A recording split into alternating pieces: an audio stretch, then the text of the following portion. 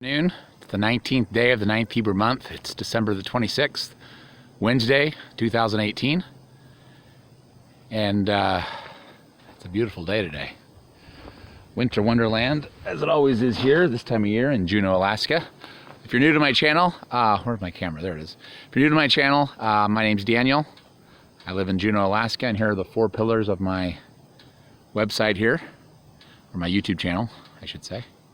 Preach the gospel of Yahshua Jesus on college campuses across the nation. Expose satanic pedophiles through my investigative reporting.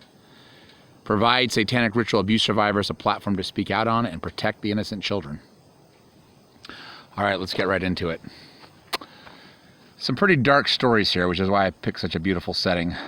This first one is from the healthimpactnews.com, dated December 26th, so today. Child sex trafficking. Scandal at New York RTC illustrates how Congress managed to make the plight of sex trafficking victims even worse. The vastly overhyped, quote, Family First Act comes complete with a presents for pimps loophole that will encourage more tragedies like the one at Hawthorne Cedar Knolls. This is ridiculous. Okay. It's always cause for celebration when a place that institutionalizes children is forced to close. The residential treatment portion of Hawthorne Cedar Knolls, an institution in Westchester County, north of New York City, is scheduled to shut down. But don't celebrate too much. A new federal law actually makes it easier to keep such institutions going and set up new ones. The shutdown of the residential treatment portion of Hawthorne Cedar Knolls won't happen because the agency that runs it, the Jewish Board Family and Children's Services, had a crisis of conscience. It will happen because the pressure from upset neighbors and state regulators became too much. What was upsetting them? Oh, just the usual, violence and sex trafficking. This makes my blood boil. The mere fact that an overwhelming body of research finds residential treatment to be a failure never seems to be enough in and itself to shut these places down. Neither is the fact that almost none of the young people institutionalized in such places really need to be there.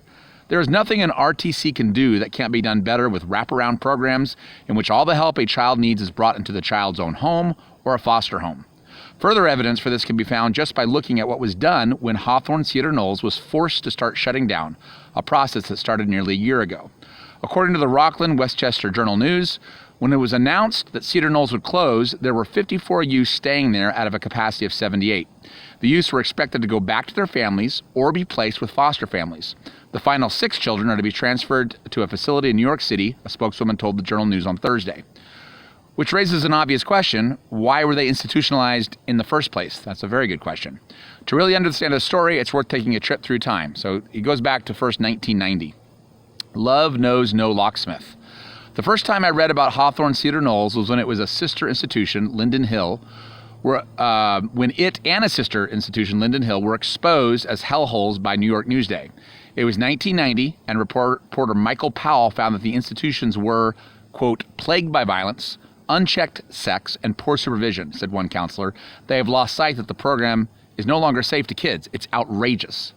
When confronted, the institutions did what they so often do. They blamed the children.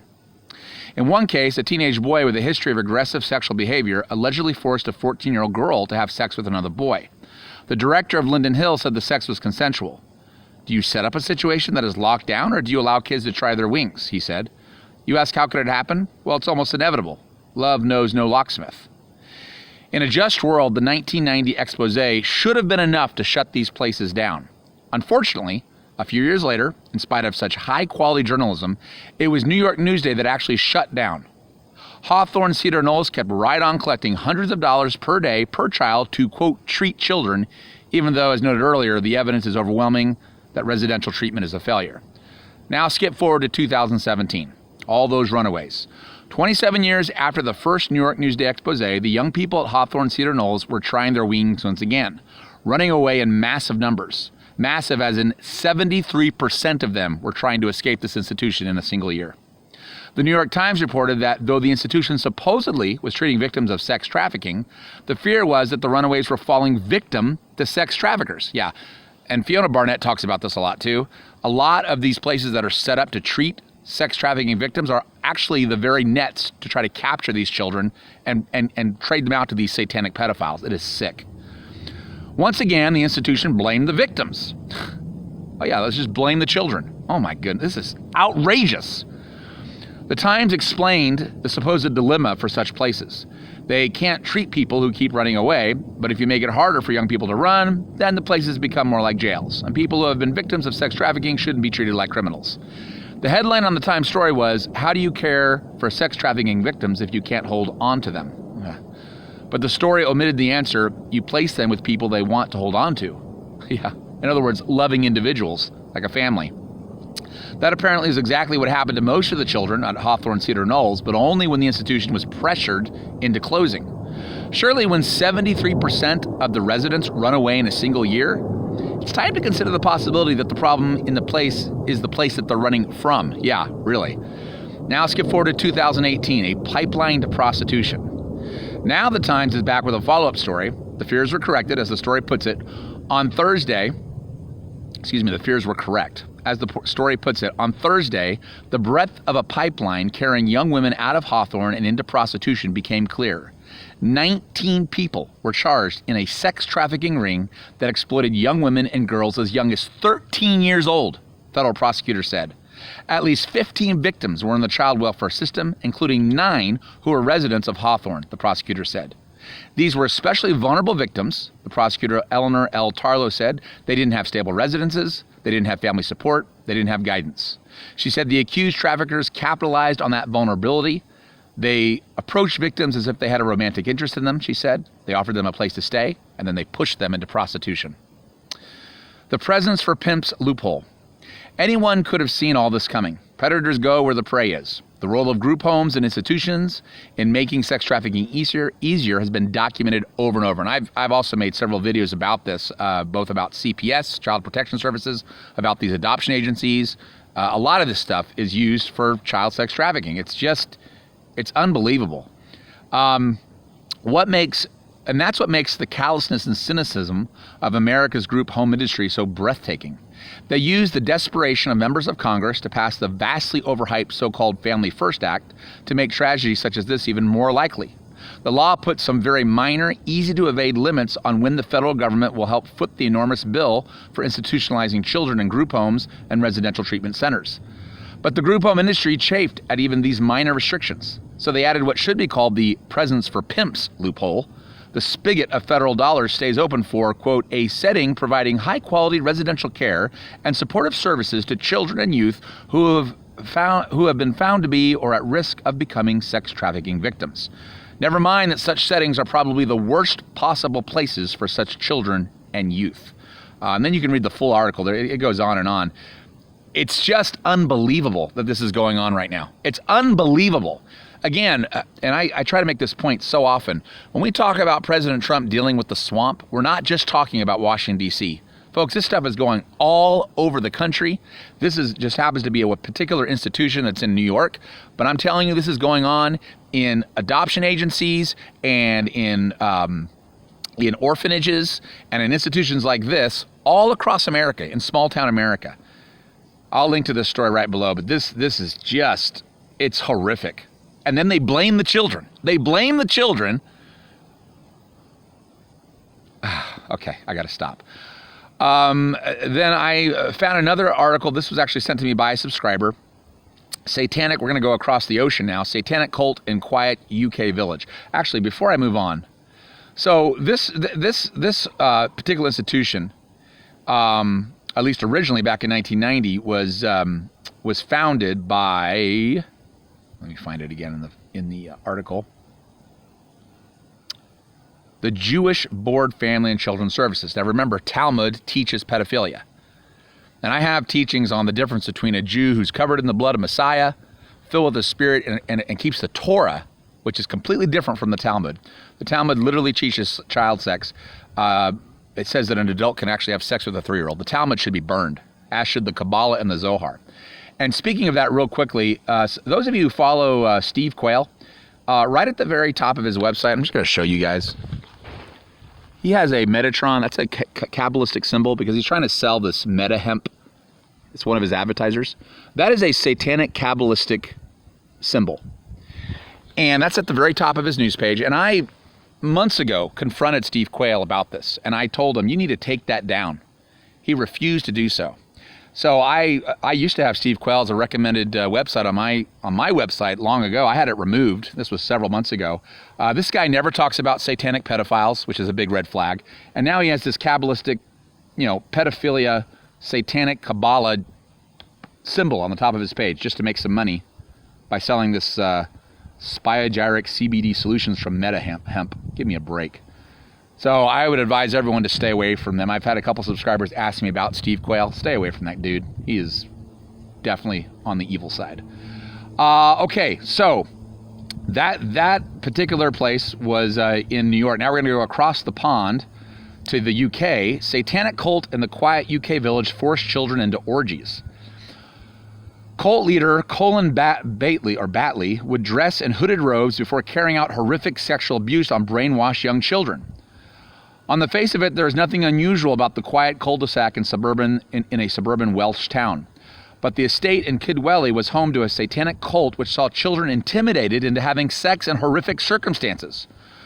Colin Batley, originally from London, established the sex-possessed satanic group in the charming seaside town of Kidwelly. He and 3 other women set up in Closier on it, I don't know how to pronounce that, a quiet cul-de-sac in the town during the 1990s where they carried out their campaign of abuse. And Wales Online reported that. The Carmarthenshire estate is, on the face of it, certainly not the most likely setting for a satanic pedophile ring. And they always pick settings that no one would suspect, by the way. The full shocking scale of the abuse perpetrated by the cult finally came to light when they were jailed for a total of 36 years in 2011. A judge warned sect leader Batley he may never be freed. Oh, they should have been executed. But the roots of what happened in Quidwelly began some 2 decades before, when Londoner Batley moved to Carmarthenshire. Having relocated in the 1990s, he's established a homemade cult of which he was the self-styled high priest. After Batley and his wife Elaine, who were married 28 years before they split ahead of their trial, had moved to Wales, they were followed by Jacqueline Marling and Shelley Myler, who each moved into the same street and were part of the cult. Inspired by the works of arch-Satanist Aleister Crowley, who died in 1947, female members of the sect referred to Batley as "my lord." This is by a counterfeit twisting of 2 Peter 3:6, by the way. Satan loves to counterfeit the truth of Yah. Because 2 Peter 3:6 talks about how Sarah called Abraham her lord, and Abraham laid his life down for Sarah. Satan's counterfeiting it right here. Women in the cult, which they called the church, filled their homes with ancient Egyptian idolatry and wore the Eye of Horus protecting symbol tattoos on their arms celebrating Crowley's worship of the Egyptian hawk god Horus. Cult members would dress in hooded robes during occult rituals, which usually took place before group sex. A number of houses in the same cul-de-sac were used for the regular cult sex sessions as part of their swinging lifestyle. Scruffy and jobless Batley, who had several missing teeth, would read from the occult Bible, the Book of the Law, written more than a century ago by Crowley, as well as his other works, Equinox of the Gods and the Book of Magic. He would also order cult members to have sex together and ensure that other members were present to film it. The recorded material, though, is all believed to have been destroyed before Batley's arrest. He was apparently tipped off by friends in London about the impending raid on his home 2 days before it happened. Batley, who was 48 when he stood trial over 5 weeks at Swansea Crown Court in the early part of 2011, was said to have used the cult as a form of brainwashing to justify abuse to his victims. One schoolboy, by that time an adult, told the trial Batley had repeatedly abused him as a child. Oh my goodness. A schoolgirl, also by then an adult, said she was forced into joining the cult through fear for her life. Batley told her cult assassin would kill her if she did not take part in an elaborate initiation ceremony. It started with a 10-minute lecture on the occult by him, but concluded with sex. The schoolgirl said she was later ordered to Batley's home on regular occasions when she would have to have sex with him. And then they have the Eye of Horus tattooed right on the back there. And they have a picture of this. I'll link to this story as well. She was also taken to satanic sex parties where she would be passed around to have sex with strangers. At one, an altar was set out with a goblet of red wine, an incense burner, and salted bread, and sect members later disrobed, or in their words, became sky-clad and had sex. Giving evidence against Batley via video link during the trial, one victim claimed all he had to do was click his fingers to make a woman strip. And she claimed that soon after she met Batley, when she was just 11, he told her to have sex with him or she would go to the abyss. This is so wicked. I did not want him to do what he was doing, but I did not have a choice because what Colin said was what happened. What Colin said went. Batley was also accused of stepping in to try to prevent a young woman from aborting a baby he believed he may have fathered so it could be a child of the occult. During the trial, prosecutor Peter Murphy, QC, told the jury the offenses were committed against a background of persistent psychological coercion and fear using the vehicle of the occult. The victims were brainwashed, frightened, they felt they had no choice. The perverted events described in court took place over several decades in both Kidwelly and addresses in London. Batley, who smirked as the horrific allegations against him were laid bare in court, repeatedly denied the accusations against him as he spoke out in his own defense. Oh, what a wicked guy. He denied he ran a cult or was anyway a leader, even though they had video evidence. Unbelievable. The cult was smashed by the police in the summer of 2010 when two courageous victims, a man and a woman, went to them with their stories of abuse at the hands of Batley and other defendants. 5 complainants, whose identity is protected by law, came to the subsequent trial to describe how they were used or lured to their homes at Clos-sur-Anin and subjected to sex attacks. Several broke down and sobbed as they recalled what they had been through. They also said others who had not come forward were also made to perform unspeakable acts. So this goes on and on. I don't know if I should continue reading it, but it's horrific. This stuff just goes on, as a commonplace in London and in. It's unbelievable. And, a lot of people don't think that, women are also involved. Women are involved. Yeah, women. There were women that were leaders of this along with Batley. And then they used all these little children and forced them. It's unbelievable. I'm glad it was shut down because there's so much corruption in the UK. If you've seen my interviews with Angela Power Disney, you know how much corruption there is and how many satanic pedophiles are embedded in the government of both the Republic of Ireland and in the UK and London itself. So I'm glad that this was actually shut down, although I wonder how much of this stuff is going on that's not being shut down. That's the real question.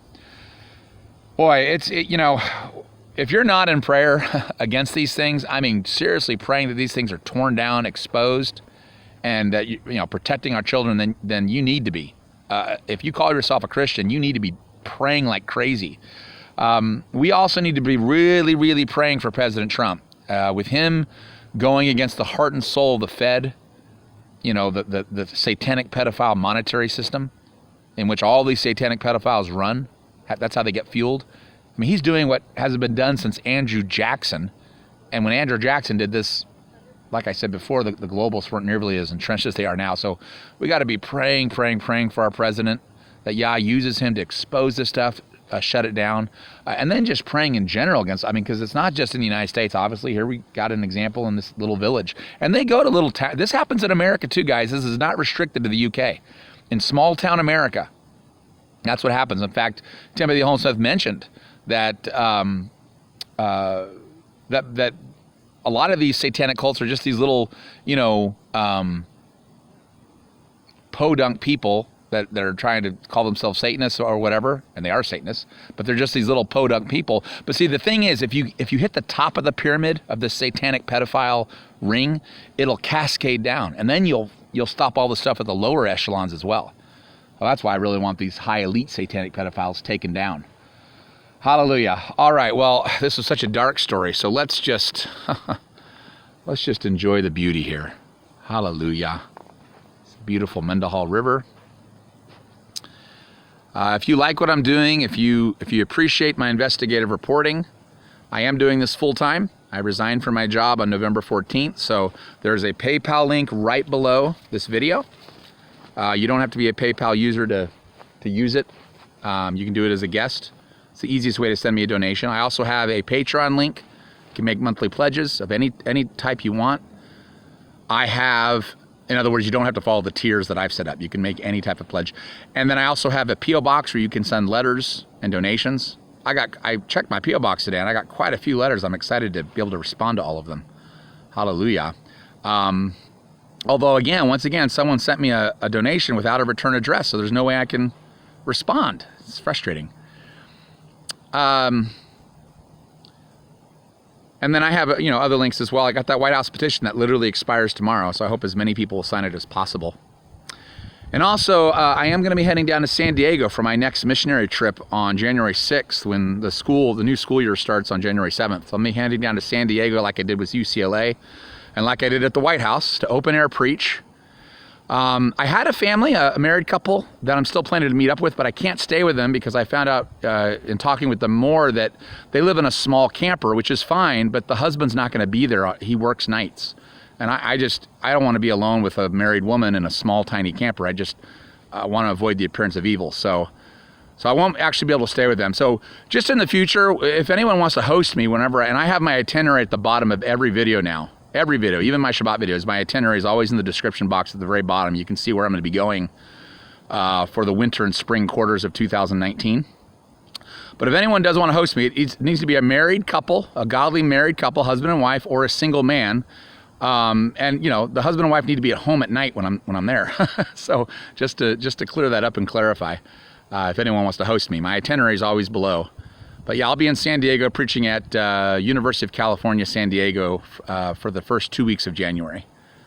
Hallelujah. And my itinerary is below. You can check it out. All right. I appreciate all the help, all the prayers. We have a prayer meeting every single night. We meet on Zoom. So if people have prayer requests, let me know. The best way is to email me. My email, by the way, my email contact is always below. There's so many comments now that if you just make a comment asking for prayer, I may miss it. So the best way is to email me. My email is always in the description box. And if you have trouble opening the description box, you just click on the little down arrow or hit show more, and it will unfold that description box below the videos. All right, hallelujah, guys. I know this is a longer video than normal, but this stuff's got to be exposed. We got to pray against it. This stuff's got to be shut down. It just has to be. Our children are too important. Shalom, shalom. Yah bless you.